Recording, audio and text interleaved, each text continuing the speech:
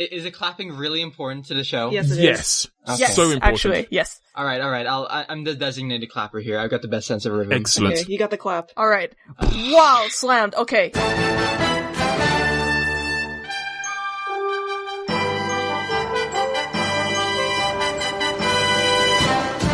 Hey, are you even listening? KritzKast. The TF2 podcast.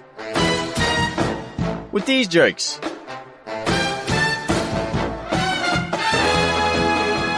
Hello and welcome to KritzKast, the Team Fortress 2 podcast. My name is Aggro. I'm drinking Punk IPA from Brewdog. Brewdog, please sponsor us. I've asked you a million times. It will happen eventually. Together with myself, there's Uberchain. Say hello, Uberchain. Hello, Uberchain. Today I am currently drinking water. Excellent. That was Yes. mentioning. It's a plus side to basically everything in my life basically being broken right now, mainly Awesome. my GPU. I haven't been able to touch SFM in a week and I feel like an incomplete person. Excellent. Okay, together with your incomplete soul, we have two fantastic and wonderful individuals in and of themselves on their own rights. They stand up. They are meritable to the highest degree. They are all carrying gold badges, and some of them are wearing them indiscriminately, scored around their own heads. The first of whom is Medli20. Thank you for coming on the show. Pleasure to have you. Thanks for having me. It's a pleasure to be here. The pleasure all round. And the other person who is here is Bobsplosion. Oh, is this where I come in? Hi. Yes, it is. Hi, everyone. I'm glad we got that out I'm of the glad to way. be here. Awesome. I'm pleased. I'm pleased that we're all pleased. Can we please get on with the bloody show? Thank you. Excellent. Right. We have a lot to talk about this week, as we do every week, and even if we don't, we'd make things up. We'd make up all kinds of stuff, and then leave it up to your own imaginations to figure out what's true, and what's the pink elephant in the room, and what's the green orangutan. However, this week, Medli is going to lead us through a series. Is it okay if I call you Medli? It's fine, yeah. Or do I have to go with Medli20? I realise my voice changed like a certain pitch then. Is it Medli20? Are you fussy about that? I call her Medli IRL, so I think you're fine whatever you're doing. Okay then. Medli, would you mind guiding us through the contents that we'll be discussing in this week's show? Hi! So today, this week, we're gonna be talking about me. We're gonna be talking about Bobsplosion. Yeah. Yeah. And we're gonna be talking about the orchestral remix of Uncle Dane, or Frontier Justice. Heavy Sisters have been released for Source Filmmaker, and there have been Voxels on RTF2, and we're gonna be talking about that. Voxels everywhere and for everyone. For full disclosure, if it is not known, the two of you are close enough to be sharing the same microphone. Yes. Yes, it is. We are very close. Yes. Close. So close. Wow. Wait. If you guys share the same, if you guys share the same microphone, does that mean you share the same food? It's basically like sharing a toothbrush. How do you not kill each other? I would be very protective of my food. Anybody who's dated me knows I'm very protective of my food. We just have a general snacks drawer. We just put all our food in there, and then whatever's in there is free game. And do you have is it compartmentalized in any way? Do you have this is the shared drawer, but everything on the left is mine, everything on the right is also mine? No, it's fair game. They said it's fair game. It's like the Hunger Games. It's literally the Hunger Games. The Hunger Games. If you don't want your food to be eaten, you gotta stash it around the room, inside cups, or just in the loose sock somewhere. No, that's not true at all. Have you found stuff exactly months later? Sometimes we don't. Sometimes I've put a sock on after a few months only to get chocolatey surprise. No, that's not true at all. You get a soggy sock. Gross. Wow. Let's hope it was chocolate. Anyway, I've got a few sort of questions. We got some stuff we want to ask you individually, and actually cause it's one of the weird oddities of Team Fortress 2 is that people tend to couple up after a while. It has been known to happen. You are not the first. Mm-hmm. But how did that come about? I mean, how is it that one of the greatest Team Fortress 2, freehand and SFM artists in the world has ended up in a serious, I'm guessing serious, maybe it's a funny, relationship with one of the greatest hat collectors in the world? So Bob and I met over RTF2. He wanted to commission me to do some artwork for him, and I was like, "Oh shit, it's Bobsplosion. Yeah, sure, I'll do it." He's got Dosh, so he's got hats. He's got hats, and then after that, we remained friends, and we'd watch anime together and movies and whatnot. And we bonded over Oh yeah, actually, shared interests. I'll make a little note on that. We actually had this cool thing. It was a Friday Fun Day. I had a little artwork done of it on her profile, my profile. It's on your profile. My profile, yeah, it's my profile. Did it. And done by a fantastic SFM artist friend Harku. Shout outs. Mm-hmm. And basically the idea was just every Friday, very simply, we'd be like, okay, let's get together on Rabbits so we can watch a video together. And we'd watch a movie, and that was great. We did that for, I don't know, months? Yeah, we did. Well, we did it for, we were friends for a year or so before we started, Yeah, when did we meet? November? In person, or? No, just when I commissioned you. Oh, that was, in December, very, very early December. So, yeah. Okay. And on that point, we just kept talking for a while, and then I realized that she was, cooler than cool, super cool. And I was like, dang, wow, she's too cool. That's a whole level of cool beyond. Gotta get in on that. Uh-huh. You gotta get in on that deep freeze. Mm-hmm. There's a thing that's happening in my city right now because it's really cold in 14 years apparently, or 1,000 days, I think the news said. And they call it the deep freeze because it's the coldest it's ever been. So right now what you're saying to me is that Medli is the deep freeze that you want to get yes, that's exactly what I'm saying. Okay, yes. Are you saying I'm cold-hearted? No, I'm kidding. Moving along, that's very awesome to hear how you guys have met, and it's really cool how much the TF2 community brings people together in all sorts of ways. Mm-hmm. Mm-hmm, mm-hmm, mm-hmm. Right. I think we need to push you apart for a moment, if that's fine. I don't mind if you want to contribute to each other's questions. But I need to ask, initially, Medli, I need to ask you about your art. If I may, first of all, how long have you been into Team Fortress 2? Into Team Fortress 2. I think I started, I want to say summer 2013.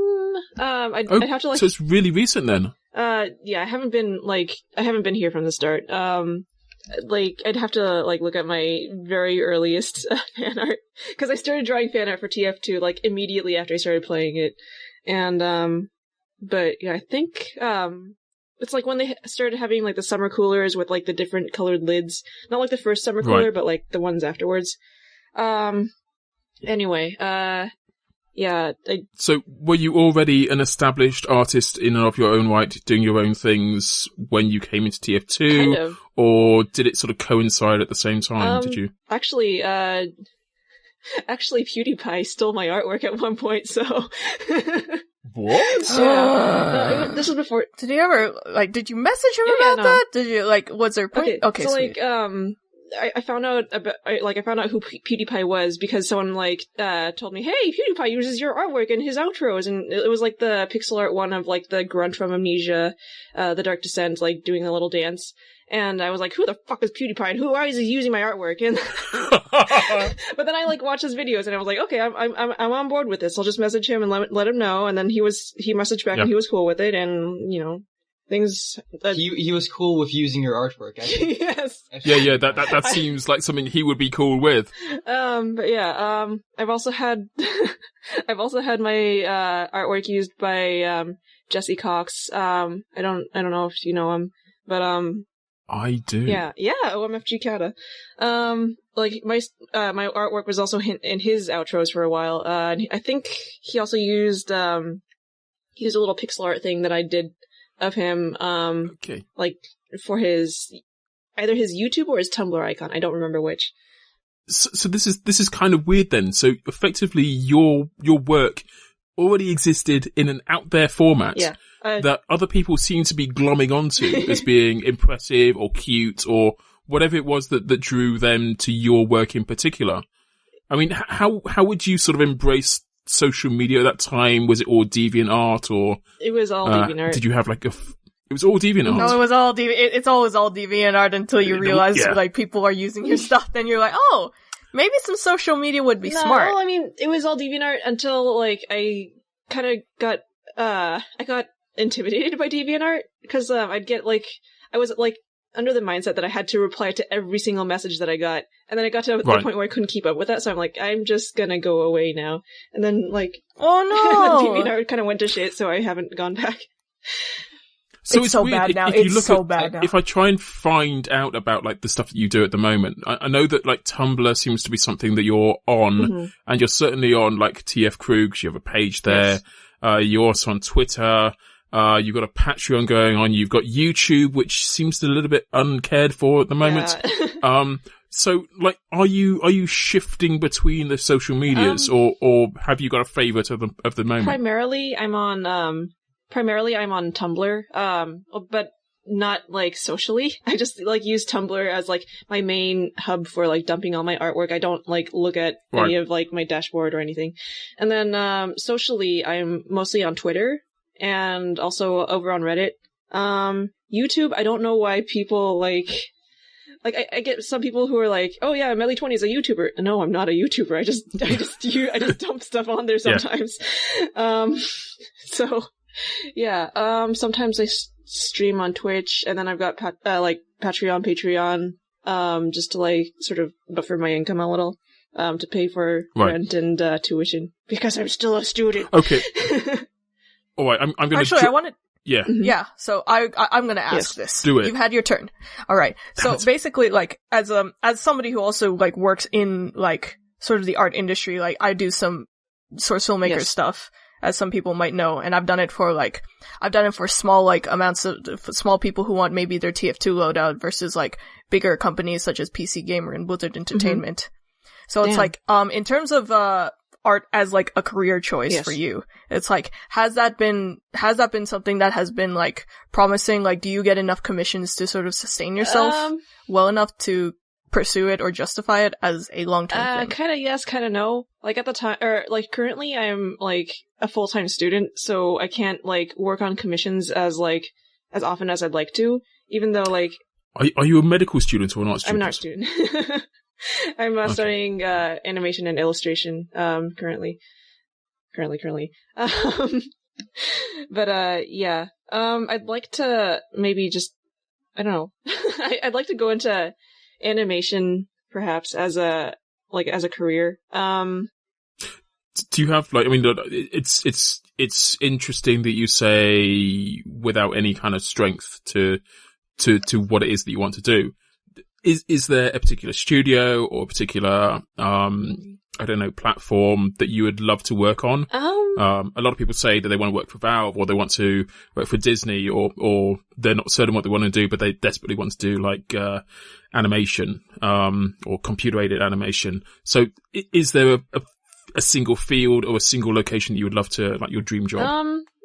For a very long time, I was thinking I'd like to, work at Valve, but you know, their like actual game projects have seemed to, they haven't. Yeah, they're a little. They've come down to kind of. They don't exist. They don't exist. Thank you. They're figments of everyone's imagination. But yeah, I don't know. I just want to team up with someone and make something spectacular, while also like maintaining an income that's like enough for me to live off of. Like, I don't have to be, like, super rich and famous. I just want to, like, get by and just make a living doing what I love. So, that's... You want to be able to make enough money from it that you can continue doing it. Yeah, basically. Awesome. I think that's the hardest part about being an artist is that you have to justify that. Like, and you have to take care of your things, too. I follow your Twitter, and I think I saw something recently about how your tablet might have, like... I don't know what broke, but something broke, and you were like very disappointed, or like something momentarily broke. Yeah, I don't know what happened that time, but like I think it was just my computer needed to be resetted. So yeah, and it's like when this sort of thing happens and people panic, people are like, well, just buy a new thing. It's like you can't buy like a new thing just like that. Yeah. It's like and you have to earn that money through like commissions, especially if like you are a full-time artist, and that's like a really hard thing to do. So it's like, it's good to hear that there's like, you're taking it to like an education level where you can gain more skills from that to pursue something, I guess, full time in the future. Yeah. And like, I mean, you've mentioned sort of, the fact that you use a tab, well, you haven't mentioned, but the subject of using tablets that's come up. And that's something that you're focused on. It's not restrictive in as much as like you physically are capable of drawing. Yes, of course. And some of the stuff that I've seen you do, I mean, it's not a yes, of course, because, they're totally different disciplines. As far as I'm aware, I'm not an artist, so I'm making this stuff up as I go along. You mean like traditional, like, drawing on paper versus drawing on tablet? Or? Exactly, no, they're basically the same. Like, that's why, like, a lot of people, like, I get a lot of people who are like, oh, I want to learn how to draw, but I can't afford a tablet. And I'm like, just draw on paper. It's the same skills. They just, like, it's just, like, on a different medium. Like, if you draw on paper, and you can draw well on paper, then, like, you'll be able to draw on a tablet, like, and draw well. Like, it's... I have to ask, I have to ask, actually, because I've drawn on a mouse for 17 years before somebody showed me what a tablet was. I'm like, this is great. It was one of those, like, tablets, though, where if you draw on it, it appears on the screen, though, so it overheats really fast. But, did you ever, I know you do some pixel art, too. Kinda. Did you do any drawing at all with your mouse before you got a tablet? Yeah, for years, actually. Okay. I didn't, like, draw directly into the computer with a mouse, except for, like, maybe once or twice. Cause that was, majorly, before I got my tablet, I used to draw, like, directly into my computer with a mouse. But then, I got a scanner, and, what I did was I sketch and ink my drawings on paper, and then scan them into Photoshop, and then, use that line art as a basis, and then just use my mouse for coloring and shading. And that was, that was doable. But then I got my tablet, and I'm like, oh, fuck this. So, yeah. Right? That's usually the reaction I have too. But yeah, no, it's drawing with a mouse. It's doable. It's just kind of a pain in the ass. But yeah. Okay. While you're drawing, Bob, what do you do? It really depends. On some of the longer drawings, she'll spend, I don't know, days at a time, just very fine tuning it, going layer by layer. And I'll just sort of hover a bit and just whisper. It's like, why you don't need to ink. Don't worry about that. Just clean up the sketch a bit. Just ink it. God, no. Fine. Wow. Wow, really? And when he gives you hints like this, how hard do you hit him? I don't hit him. That would be domestic abuse. Okay. She hits me emotionally. Sometimes when I really need her help in a TF2 match, she'll just walk away. You play TF2? What actually, TF2? That is kind of worth mentioning. I mean, the two of you both love Team Fortress 2. I mean, you met in RTF2, so you've got to. But you both love it in different ways. Bob, you love the hats, but you also, do you compete? I considered competing at one point, but, at the time, competitive mode didn't, work very well with my old rig, which was a little 2008 MacBook. But, wow. It doesn't work very well. But, I've since upgraded to a better rig, so maybe it's in the future, but, honestly, I don't think I'm quite good enough to compete. That's actually kind of an interesting question. Do you both love it as much as you did when you first started out? Is it still an adventure for you? I don't know about Medli, but, the biggest issue for me was the recent Tough Break change to make casual instead of just quick play. We could drop into a map, because my go-to for years was just going to Egypt servers and just staying there for days at a time, and nobody plays Egypt anymore.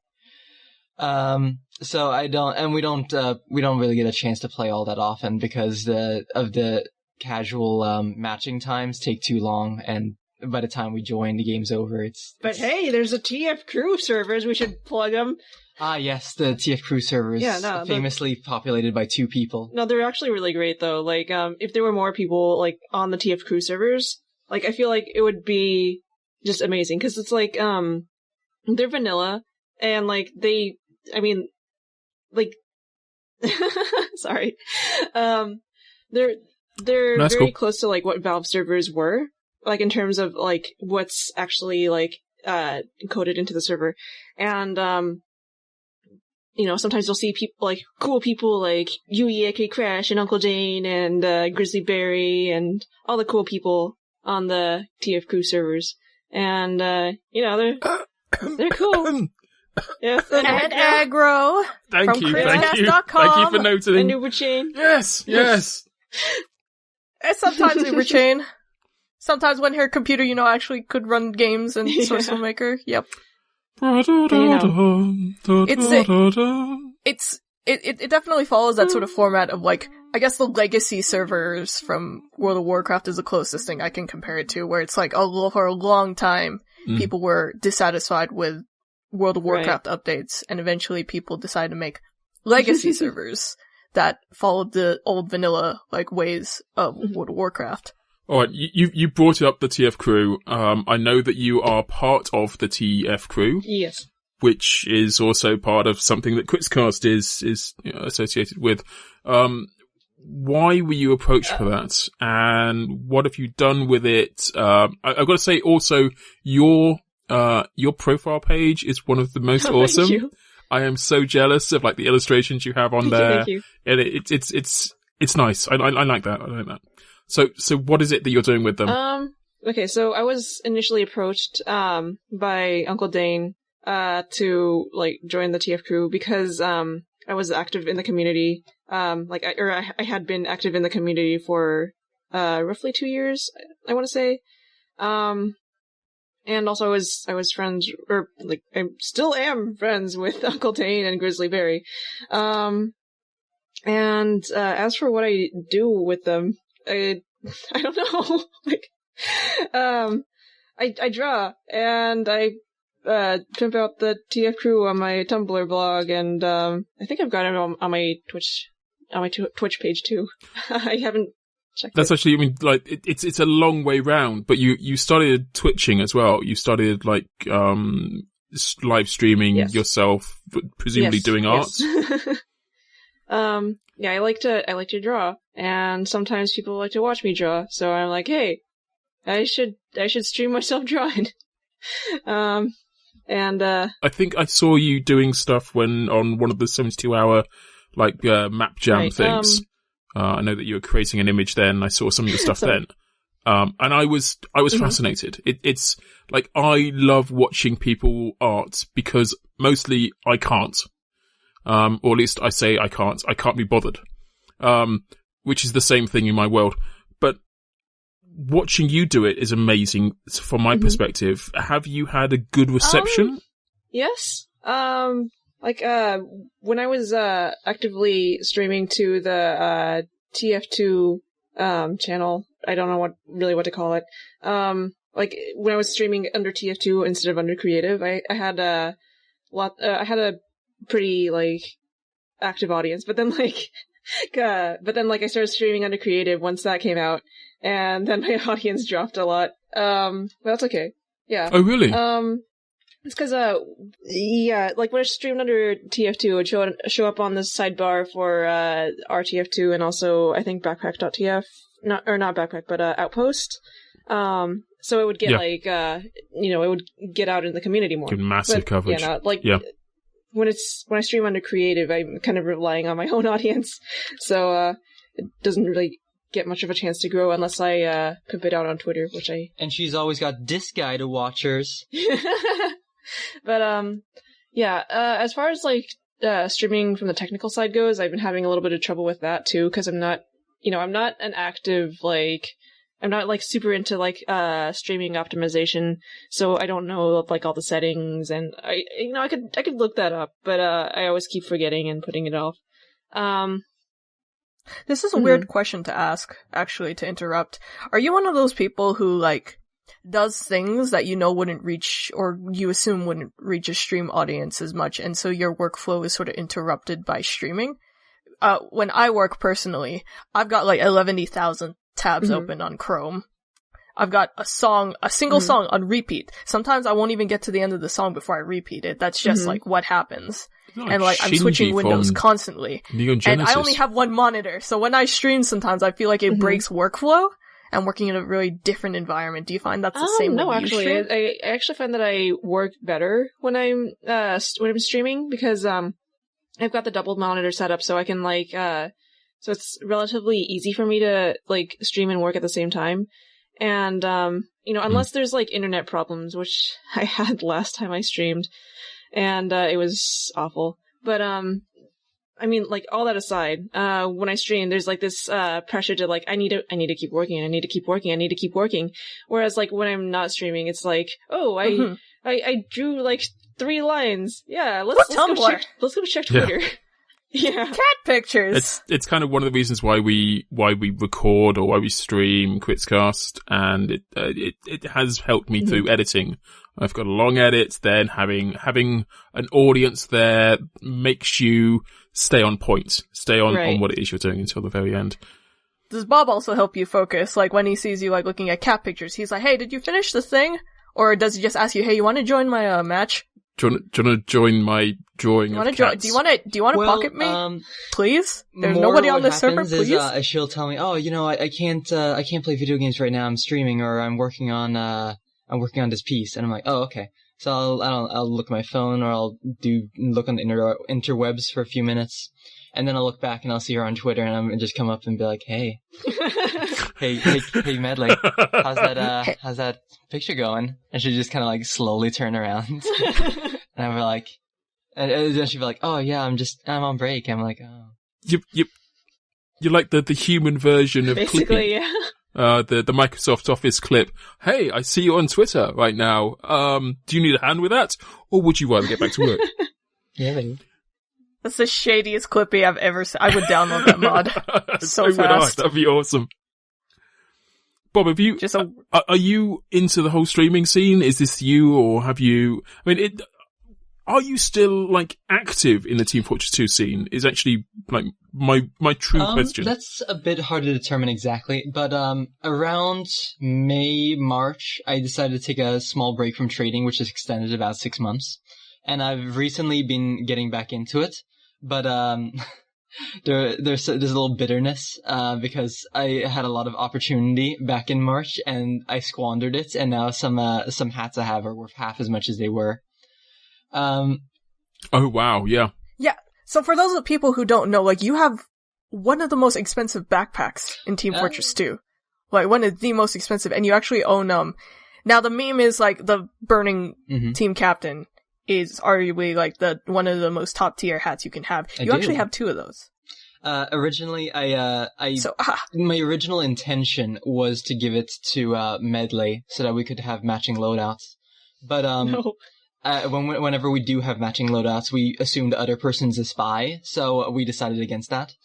And now I just have 2 burning team captains sitting around, 1 for each bicep. One for each.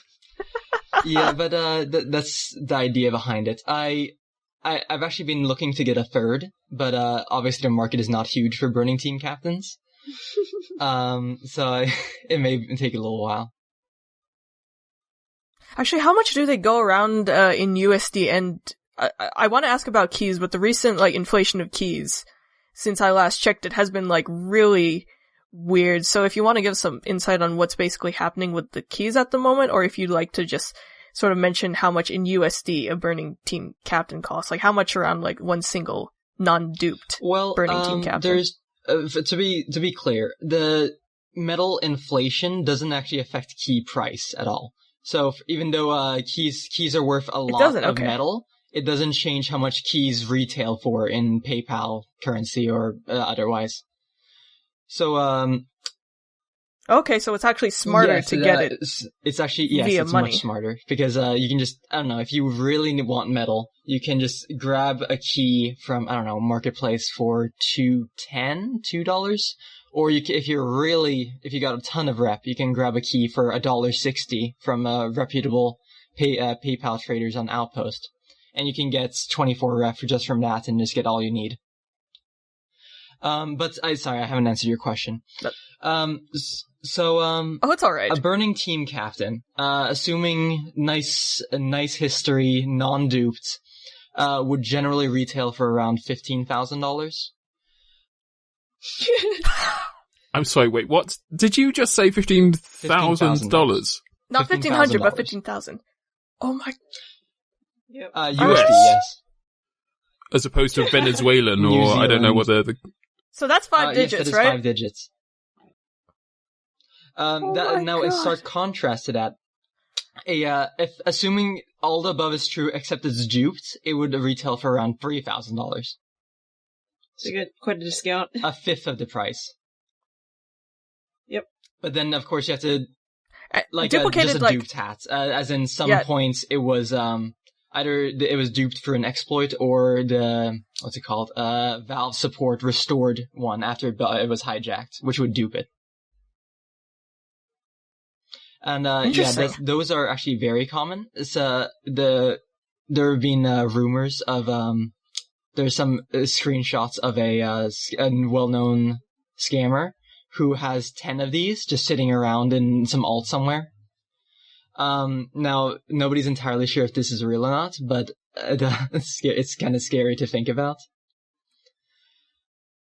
In terms of like how he got them? And the scale of it, it's just not a very fun thing. So when you have a rare commodity and someone's just sitting around with 10 duplicates of it, it's not a good time. It's like it would like. It definitely sounds like it, but I don't think it has as much of an impact on like the legit burning team captain price, or just like any hat. Okay, yeah, that's true. The thing you have to consider is if someone has the dosh lying around and they're like, I want a burning team captain, you have to consider what the kind of person who's willing to drop that much money and who's willing to drop that much more to get a non-duped version.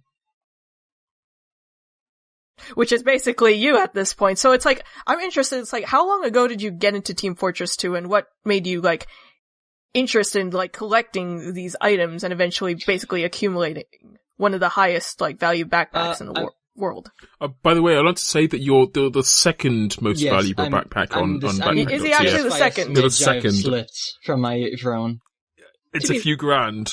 And I got the impression the person who's first has like gone, oh, I'm a few grand, I'm first now, I'll stop. What was it that made you decide you wanted basically the second most valuable backpack in the world? I believe it was the summer of 2014. I was a young lad spending my life, and I thought to myself, and I said to myself, I've got a lot of time and a pretty decent chunk of money. What the hell am I going to do? So I thought about it. And I was thinking, I want a game where I can play dress up and I can enjoy the gameplay and just have a great time. So, of course, my first choice was Spiral Knights. Obviously. And it would be mine as well. True. I did actually, just before TF2, I decided to play Spiral Knights. Really? Okay. And I played that for a while, and I bought some very expensive gear, and I was just bawling, sitting around in town. And then I had an epiphany that the game was ass, and I didn't like playing it. So, I was like, what's another game I can play dress up? TF2. There it is. And I'd tried playing TF2 years earlier, but my setup at the years earlier was not very good. And so it didn't become a reality. And I was like, you know what? I want to get into TF2. And so got rid of all my Spiral Knight stuff, started moving into TF2 with just no idea what was going on. But I knew in my heart of hearts that the team captain was the best hat in the game. That was because I knew the burning team captain was the trophy, the holy grail. The holy grail of hats. And I was very quickly shot down by people saying, "Oh no, it's the burning killer exclusive." But I knew in my heart of hearts that this was not true. So my very first day, I'm going around, and I didn't even know about Backpack. I didn't know about Outposts. I knew nothing. So I actually went to the Steam discussion boards to look for an unusual. And I was like, okay, guys, I want an unusual. And they're like, okay, well, I'm like, okay, I've got like $400. I want to spend it on unusual. And so these guys are like, oh, I got these hats. And I'm like, no, dude, that's not quite what I want on. And then someone comes up, I forget his name, good chap. He was like, okay, I have this secret to everybody team captain. And I'm like, that sounds good. And he's like, but I'll need a lot more money. And I think it was like several thousand. I can't remember what that hat's worth at this point. But, I was like, okay. So I went and, and at the time, of course, nobody's going to trust someone with 0 rep to spend a huge amount of cash at once. So it's like, oh, just go to a TF2 shop and just buy everything. And I was like, oh, okay, great. So I just bought like an enormous amount of buds and keys, which immediately set up a flag in a TF2 shop, and I had to get interviewed by an admin. And he's like, well, just so you know, if you charge back, you're gonna get banned from Steam everywhere. We work with Valve. I'm like, yeah, okay, dude, I just want these buds. Went there. I just want these keys, and, man. I don't know, halfway through this, I, gave the guy the buds, and I was like, okay, I'll get you the other half the buds later. And he's just, sitting there like, are you an idiot? I could just take this and run. But he sat there. He was a champ. And, I gave him the rest of the buds. I got my first team captain, which was the secret to everybody. And, that's more or less how I got started with TF2 trading. My buying that actually set off a little chain reaction because they saw my thread where I was buying an unusual team captain for like $400, and then I ended up with this secret to everybody team captain the next day, and everyone was trying to figure out what the hell had happened. So yeah, no, they didn't. But the idea is that it's like such an incredible deal or something that everyone was like freaking out. They're like, what the hell happened? How did this happen? Is he a scammer? What? And, so that's my introduction to Backpack, and they were like doxing this guy's secret trades. And I was like, dude, no, this is weird. And, then I ended up sticking with them. So I guess I'm the weirdo now. That's kind of incredible. Yeah, how many unusuals did it take for you to get to the your first burning team captain? I don't remember keeping track exactly. I think it was 20-something. I had a lot of people working with me at first, most of which are retired now, either because they turned into scammers or because they just faded out. Oh no! I don't really keep in touch with any of them. But, we had like a whole chart where like, okay, we're gonna check mark, here are the easy ones, here are the easy team captains to get, here are the more difficult ones, and we just went one by one, I was just buying everything at the time. And, this actually had a funny effect because I think I was trying to get into sniper, I wanted a motivation to start sniping. And of course the sniper can't wear a team captain, unfortunately. So I bought a Cloudy Moon Anger off Outpost. And, oh no, sorry, not off Outpost. I didn't realize it at the time, but I bought it from a banned user who was marked for, trading with a scammer. Wow. And of course, trading with someone who trades with scammers at the time would get you banned. So I bought this, because I was like asking a Backpack admin about this, and he recommended this guy. Maybe he didn't realize he was banned or something. And, I was like, oh, okay, I'll just buy that. And so I bought that. And a few months later, I was like, you know what? The Anger is kind of ass. I'm just gonna sell that. So I went to, Outpost and I posted that. And, within, I think, half an hour, I was banned from Outpost for being a scammer alt. Because, they're like, well, you've spent quite a bit of money. And you are a scammer alt. Yeah, we're not falling for it. Sorry, bud.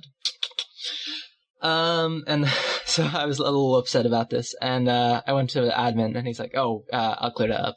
So, about half an hour later, everything was cleared up, I went back to normal, and, that was that for the time. I continued to collect team captains until I got about 20, maybe 30, and then I had a bit of a, should we say, epiphany, where I realized that, there were a lot of one-of-one team captains owned by Maddie, who was the previous team captain collector before me. I think he quit when 3rd Gen came out because the 3rd Gen effects are really bad. No, they're not. Oh, is Cloud9? Yeah, Cloud9 is 3rd Gen. That's right, Medli has a Cloud9 hat, which is 3rd Gen. Except to Cloud9. Okay. And, so... Except the Cloud9. And I was just realized that even if I really, really tried, I wouldn't have all of them. And at that point, my enthusiasm just fizzled, and I started downsizing my collection and moving into other things. That's interesting, though. It's like how cutthroat the trading community, particularly the unusual community, seems to be. Like, I used to be friends with some guy who would, like, try to upgrade his unusual constantly, and it's a very strange foreign world to me, but it involved a lot of, like, just constant monitoring of, like, what was going on in the economy, who was, like, buying, who was selling, a lot of collecting things. The parallel for me, that I find most peculiar and actually most relevant is the world of Team Fortress 2 trading actually matches up very almost linearly with the world of currency trading.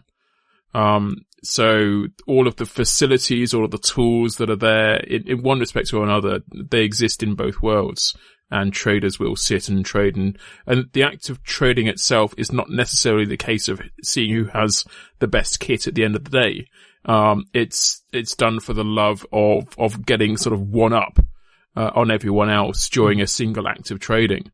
Are you of the mindset to say, well, my singular purpose is Team Fortress 2 hats or cosmetics or items, and that's what I've specialized in?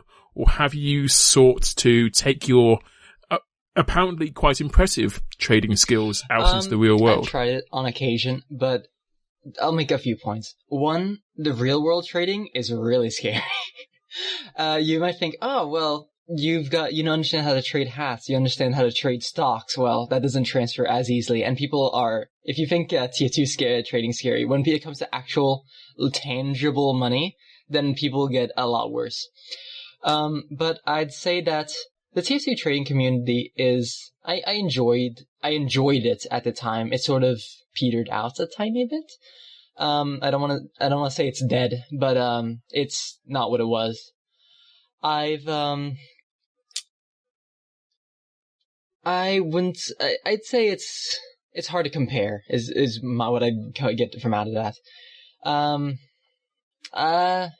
Yeah, I don't have much to say on that. I don't try much real world trading, but, TF2 trading was my passion for a very long time. I had a, very cheap living situation, and to save money to buy more hats, not to say that I was short on money, but, I wanted to gain a lot of money. One thing I did was, I had a very cheap flat, very little space, but my schedule for a very long time, for years, was wake up, get on the computer, just keep track of everything that was being sold, who had this new item, what just got unboxed, who was managing what, eat one meal a day because that saves money, and then go back to sleep when it gets really late. Okay, I'm looking at your backpack at the moment. I see you have a golden frying pan. Did you unbox it? Did you get it as a drop? I can't remember how we get golden frying pans. MVM, I believe. Golden frying pans are exclusively dropped through Man vs. Machine. At the time, until recently, it was only 2 cities, but recently it's any advanced mission. So my golden frying pan is actually part of a much larger trade I got from a good friend who used to collect number one items, craft number one items. I know who that is. I don't remember their name. They want their privacy recently, so I've been avoiding saying it.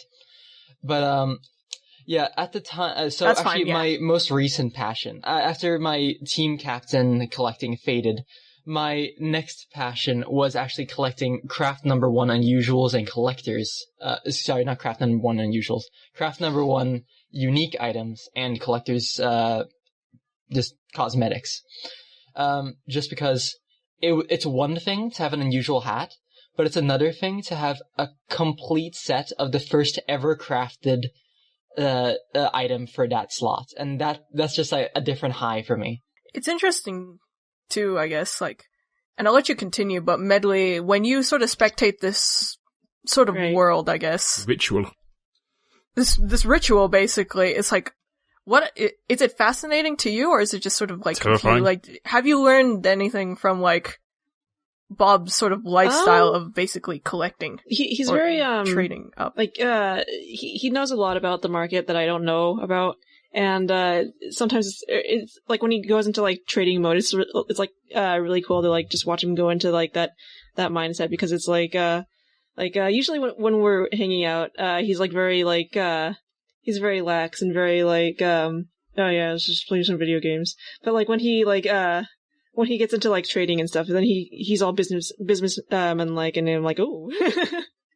So, Mr. Business. Mr. Businessman. Business in the front, business at the back. Business. Yes. Also, Business. shout out to Yui, AK Crash in the chats. Love you, bud.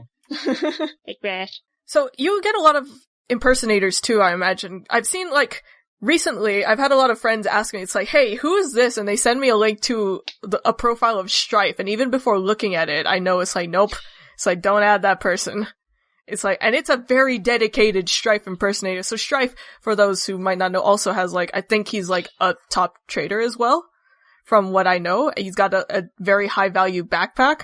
And there's actually people who have gone out of their way to get like unusuals, as well as level their profile to level 100.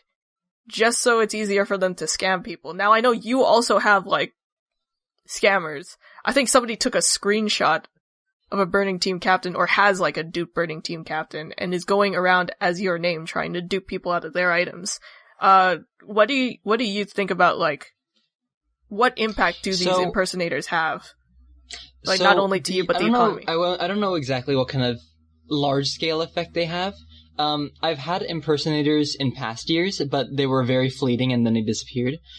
Recently, there have been quite a few of them appearing, or just a good handful, like 5 profiles, all with my name, very similar things.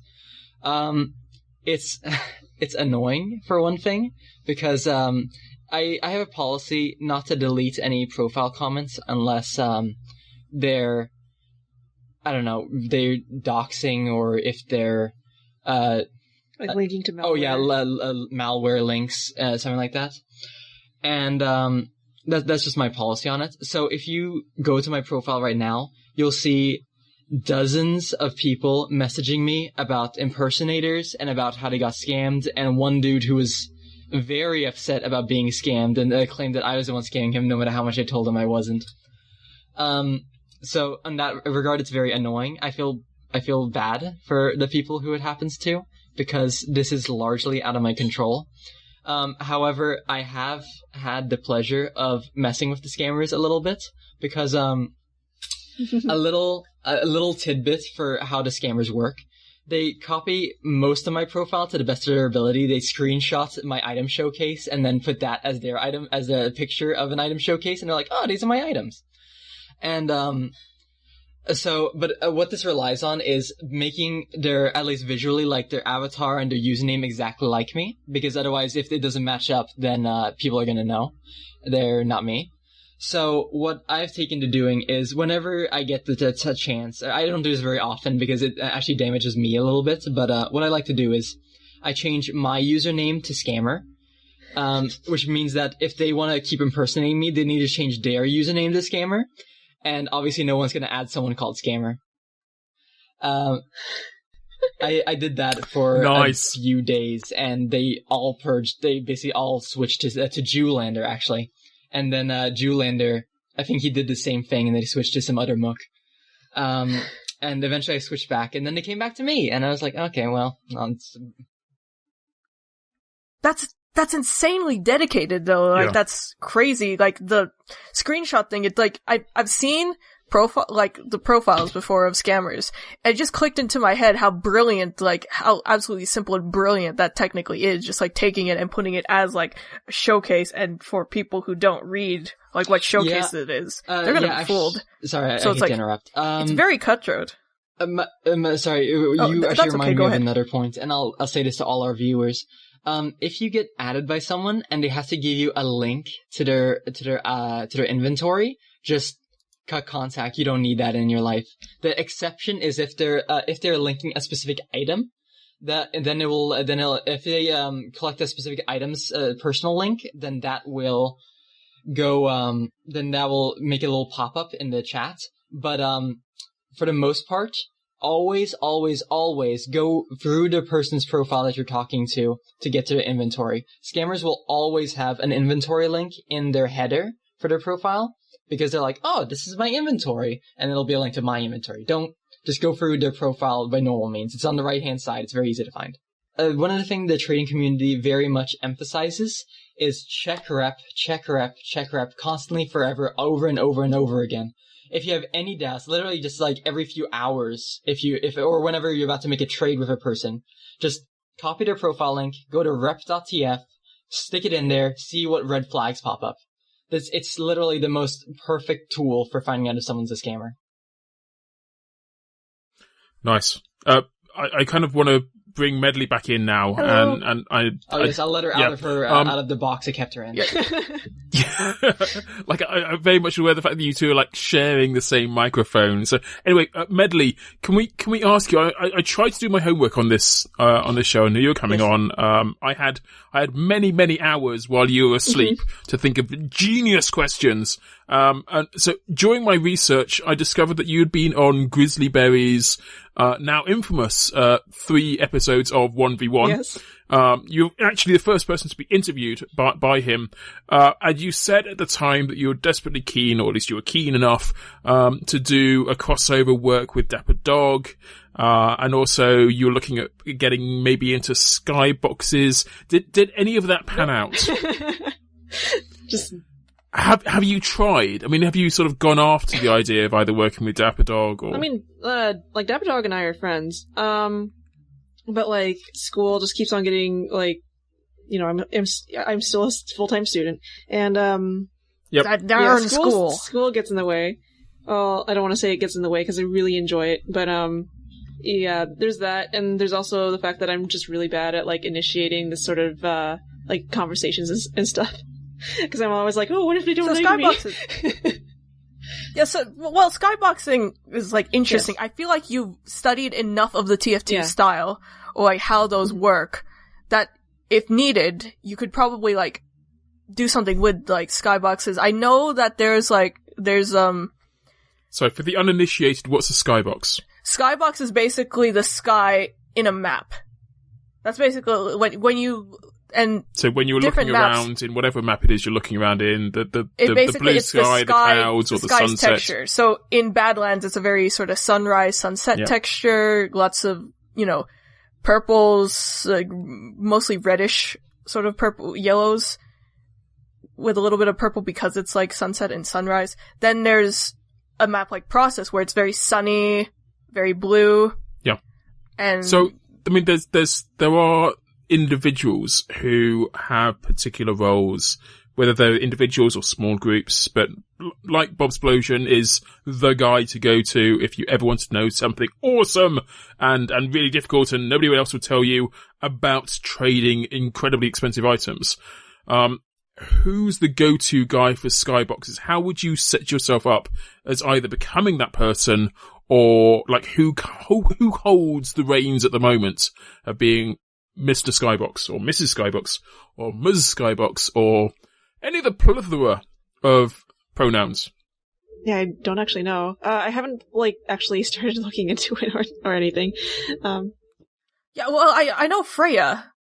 Freya, who makes her maps, sometimes she'll have a custom skybox. I don't know if she makes them herself or somebody else does. I know Void has maybe made his own skybox for his... You've got Crash in chat at the moment telling us that a bunch of people have dabbled, but nobody owns it.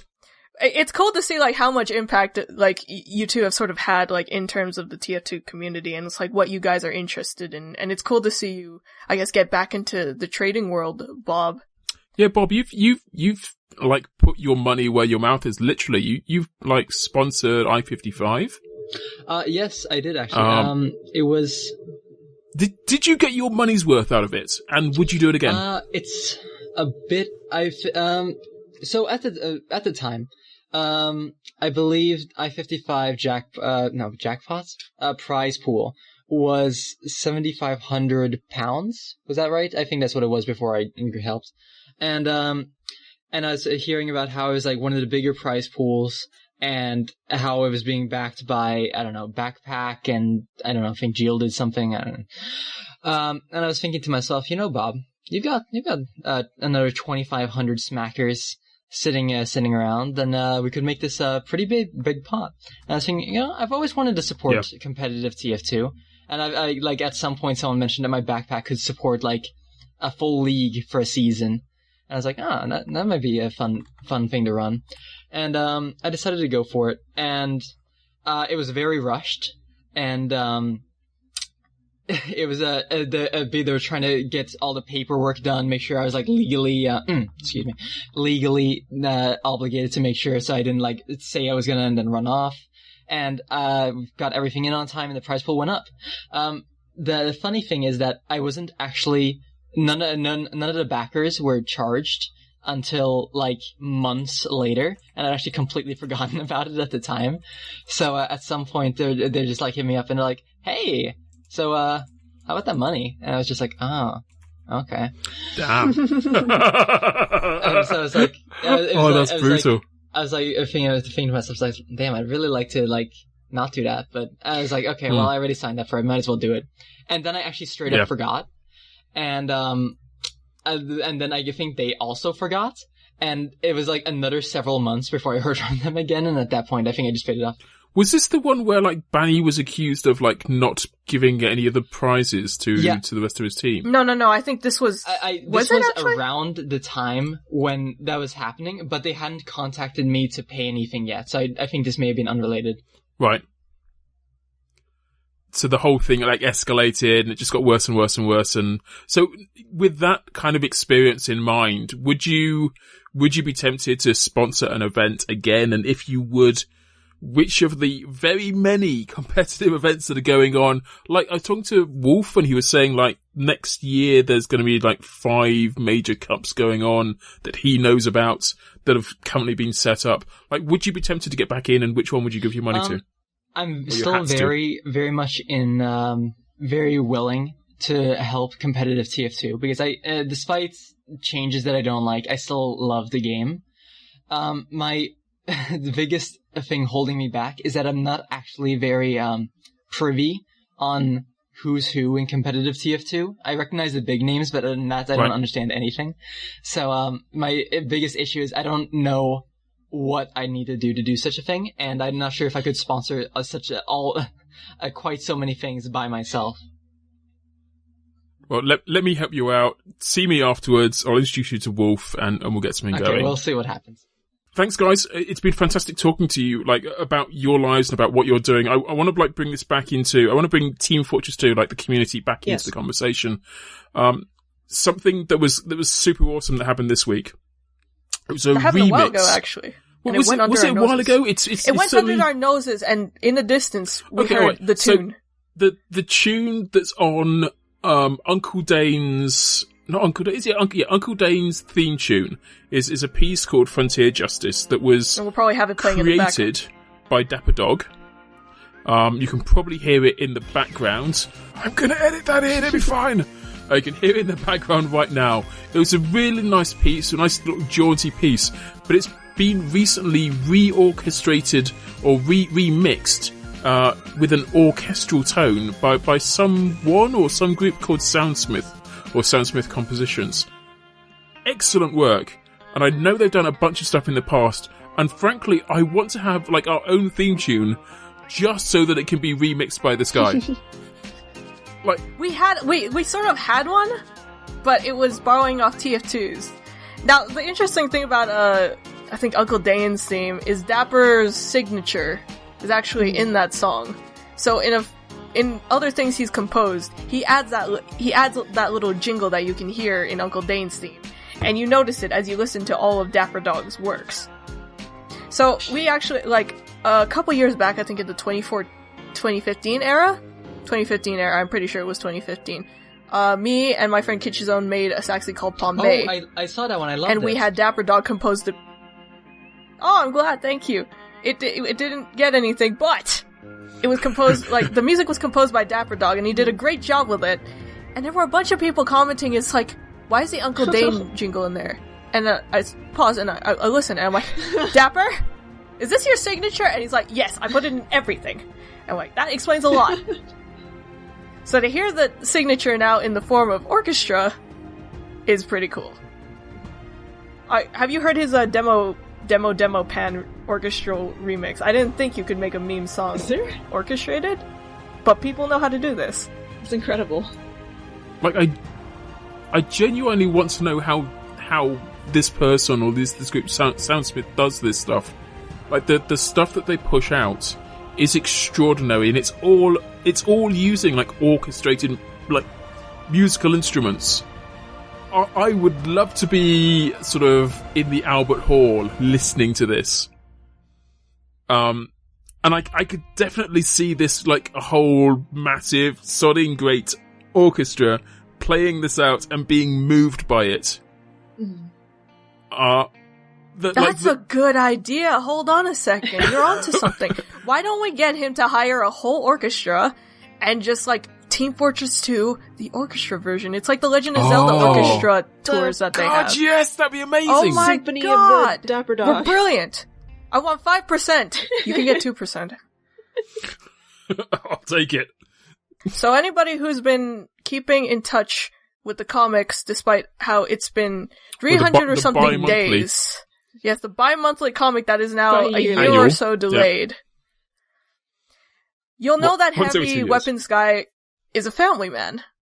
Like, you'd think that he wasn't, but he's got a whole family of 3 sisters who are now released for Source Filmmaker use, actually. So, a lovely lady by the name of Pashonaut has made all of Heavy's 3 sisters for Source Filmmaker usage. They come with HWM flexes, so that means you can have a lot of facial control over them. And they include Zana, who, as people who keep up with the comics know, is dating Soldier, actually, and I think they're getting married?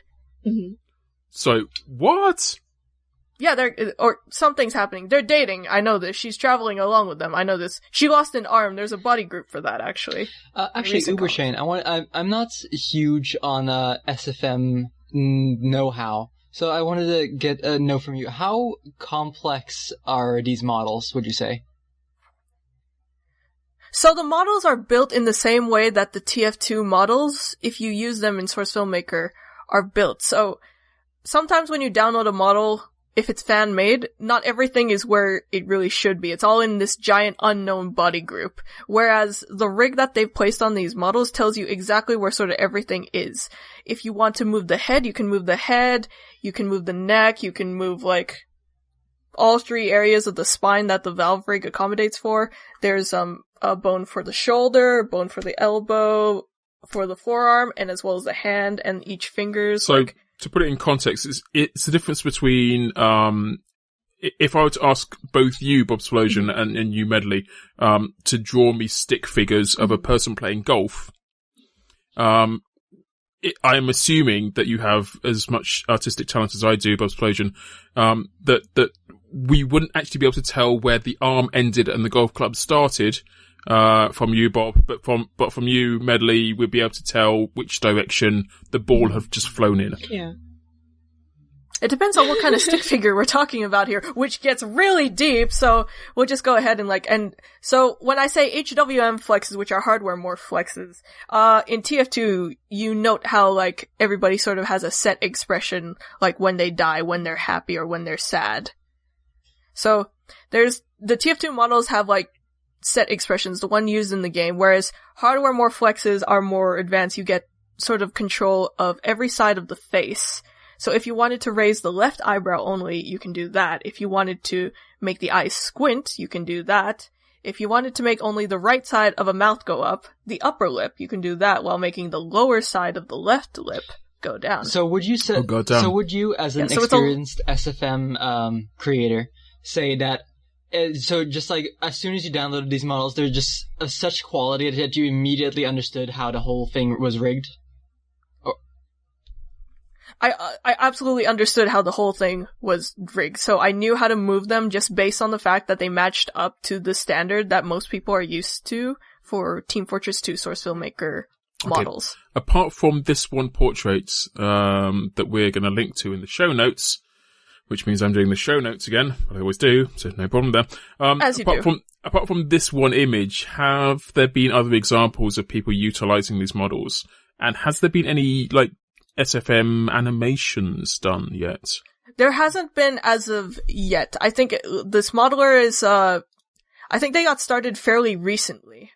And I think the demand for it just isn't as high as it should be at the moment for this sort of stuff, but I was hoping that once my computer would work, I'd basically download these models and get back into it. So I think it's like awesome how much work they put into it, because nowadays TF2 models, especially of the NPCs, that's a treasure to come across. The fact that people just make models, period, or anything for TF2, is a treasure to behold. Like, I appreciate every bit of content that comes out of people who take time out of their day, out of their work, out of their whatever, to make something for Team Fortress 2. For free, no less.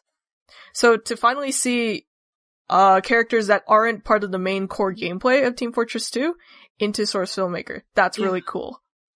And if we're ever going to see it in maybe a mod version, like somebody might want to rig Zana for either Soldier or Heavy for maybe Freak Fortress or Saxon Hale, that is yet to be seen, but I think it's really cool sort of having this available option. I'm somebody who always wants available options, and if the option exists, that's great. If the option doesn't exist, that sucks.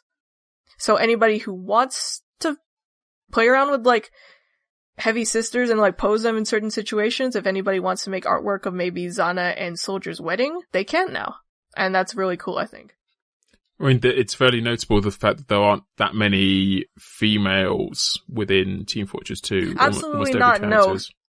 So Miss Pauling was recently introduced, I guess, into the Gameplay's movie universe as the second female character. Well, the third, if you want to count Scout's mom, into the movie universe. And I think that's really cool. The fact is, it's like a lot of, and I'm gonna bring it up because I think it has to be brought up, a lot of people seem sensitive to the idea of, like, female characters in Team Fortress 2 when there were always female characters from the start too, the announcer probably being the most notable example, and then the comics just contain a lot more in terms of female characters. One question this is a very important question which really needs an answer. In terms of women in TF2, is there a model for the fried chicken tramp from Expiration Dates? No, there should be. Not yet. Like, I'm trying to do it. Like, I've had moments. I've jerry-rigged my own version. She's made out of, like, Miss Pauling's head, a reskin of it, as well as, like, a body and some clothes. But that's as close as I can get. That model hasn't been made that's because yet. The expiration date models were never released. The Miss Pauling model we have is, like, fan made. Am I on the right track? The Miss Pauling model we have is a fan-made model, actually, by, like, Crazy Bee 2000, and I praised it in the past before. It's a really good replica of the expiration date model, even though we don't have it. So Valve hasn't released, there's a lot of models that Valve has in their vault, according to people who have gone there. There was that photo that leaked. They've got all of the miniature, the heavy children. The super deformed children in baby whatnots. The babies have been, like, released, though, they were remade and re-released after somebody's Saxy entry, I think. Like, the babies have been remade. But it's to that extent where some people know they're not gonna get the private models from Valve that they have, so they recreate it as best as they can, or they make their own versions. It looks like these sister models are actually really nice looking, judging by Agro's skimming here. Yeah, they match the TF2 art style as well, and that's a really important thing too. So you brought up Fried Chicken Tramp.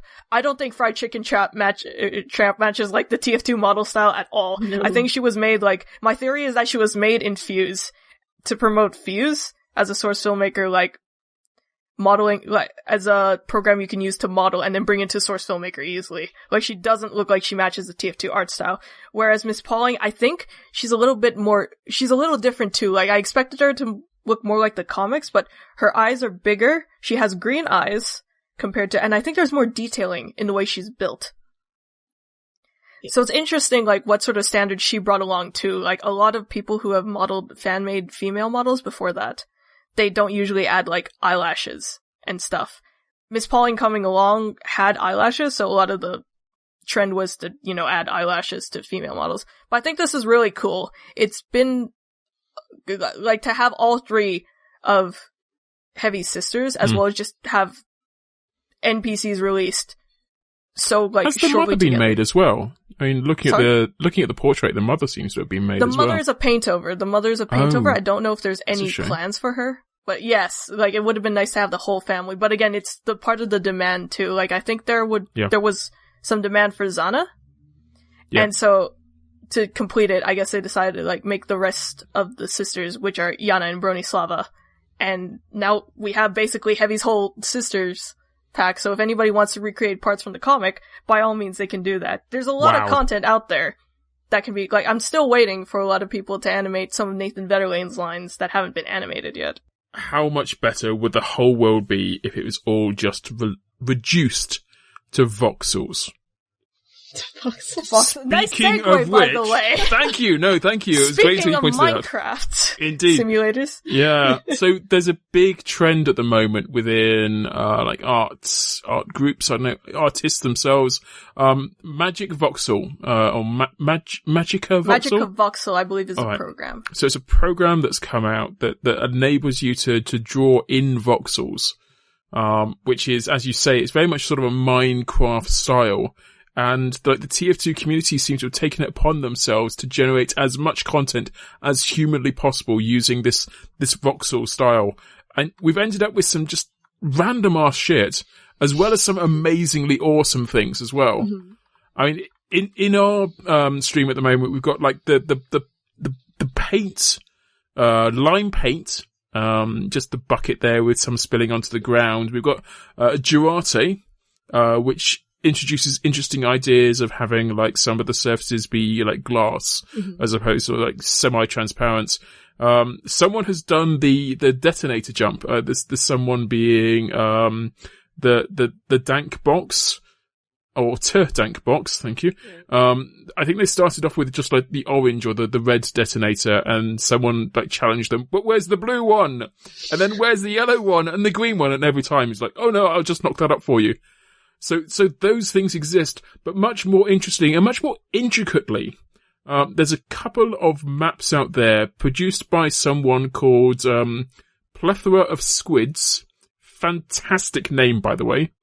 Plethora of Squids has created a couple of, voxelated maps, one being 2-Fort, the other one being, that we have seen so far, Process. And this to me is the pinnacle of voxel artwork. Just the amount of effort that goes into it is quite incredible. Right. I think the program lets you like export the 3D model into like isometric pixel art, which means that there's like no like actual real perspective applied, but it's just like simulated. But yeah, I don't know what else to say other than that. But it does look really cool. One of the reasons that I actually reached out to you in the first place, Medli, was that you commented on one of these posts saying, this very much reminds me of a map that I made but never released. Oh, or of work that you previously worked on. Yeah, I didn't comment on the post itself, I don't think, but I just uploaded saying, hey, these voxels look Minecrafty. I made a thing in Minecraft a while ago. Take a look at it. I've actually seen this map. We were just going through a lot of old Minecraft maps. I was showing her a Ghibli map and something else, and she was going through her old maps. And she came across her what map was it? Hightower. Hightower, the map I want to forget. And she was very excited to show it to me. And she's like, "Oh, look, I spent all this time modeling this canyon here, and then I did the red side, and I started doing the blue side, but I realized blue sucks, so I stopped." No. And then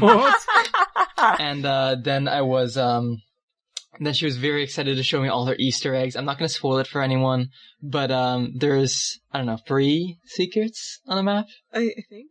I don't know. Okay, so now you have to release the map. The map has been released in her post on RTF2. It's somewhere in the comments. Yeah, it's just like down in the comments. I could post a... Yeah, just go to your profile.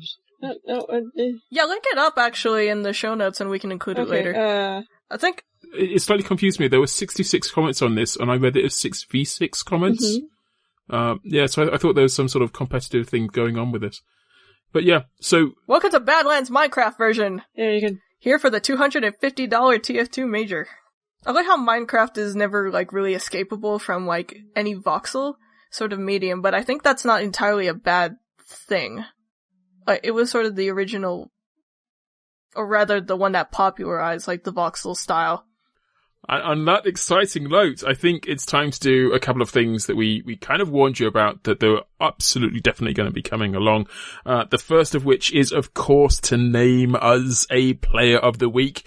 Responsibility for this falls heavily on the shoulders of our guests this week. So, Medli and Bobsplosion, have you had an opportunity to confer, to think about, to spread some of your infinite resource of brain cells towards the idea of coming up with a name for someone whom we should name Player of the Week? Okay. So I need to bring this up. Medli has been Player of the Week twice, I believe. Is that right? Possibly. So where are you going with this? The point I'm getting at here is that no matter what achievements I end up getting in trading, she'll always come back to, well, you see, you do have 2 Burning Team captains, but I have 2 Lo-Fi Long Waves. So my suggestion here is it possible to take away her Lo-Fis? That would actually be a better solution. No! What? Wow. Excuse okay. you. I've Wait, do you just actually done have 2 it. Lo-Fis? Actually, Medli, You if you have check 2 your account Lo-Fis. now, you'll find that you no longer have either Lo-Fi. And according to your former boyfriend's wishes, I've removed them from your backpacks. Okay, thank you. So... Now you have problem at space all. to get more keys and then use them on unboxing. Wow, what a great use of keys. I still have self-made items that you don't have. But anyway, I for Player of the Week, I nominate the person who made the models for Zana, Bronislava, and Yana. Like those are like really cool, and I feel like they're like infinitely like useful for the SFM community. I can't talk English right now. I'm sorry. English is a hard language. Don't worry about it. Okay, so Apostronaut. Apostronaut. Congratulations. You are this week's Player of the Week.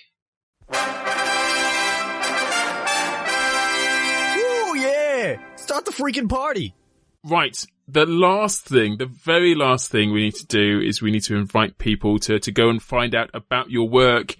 Where do people go? How do people find out? What's the best place other than obviously crew.tf? But where else do people go to find out about you, Medli?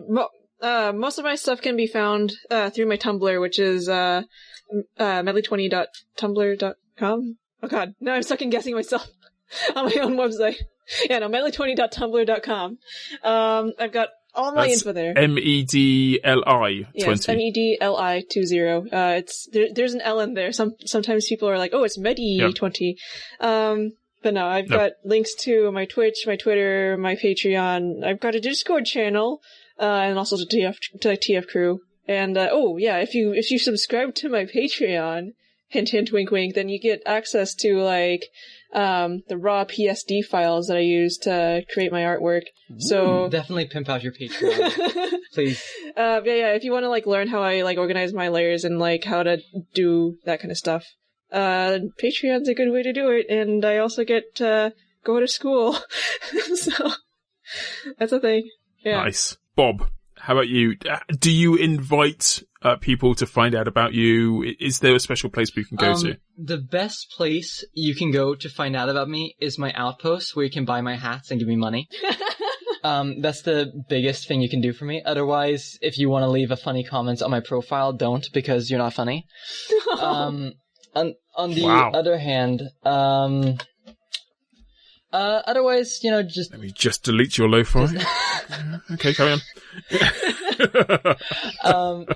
I can't do that, by the way. I'm actually very rapidly not able to find my own Outpost page. But if you feel like buying my hats, by all means, I'm not going to stop you. If you want to pay double, even better.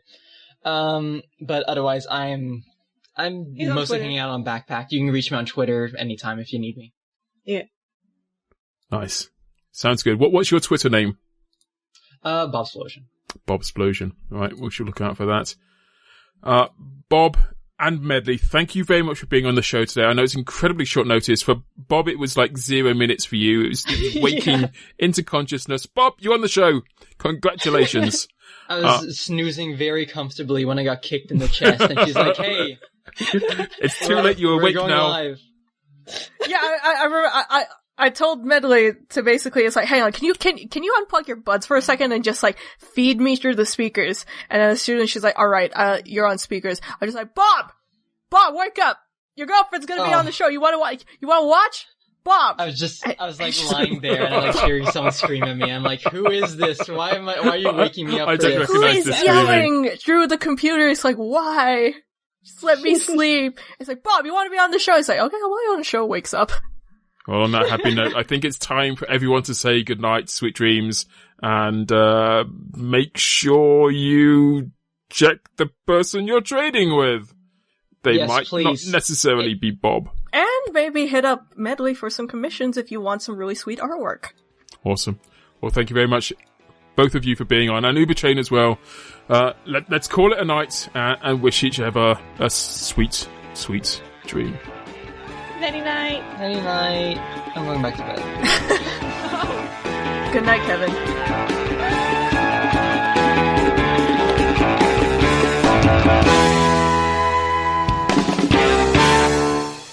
So long as there is TF2, there will be KritzKast.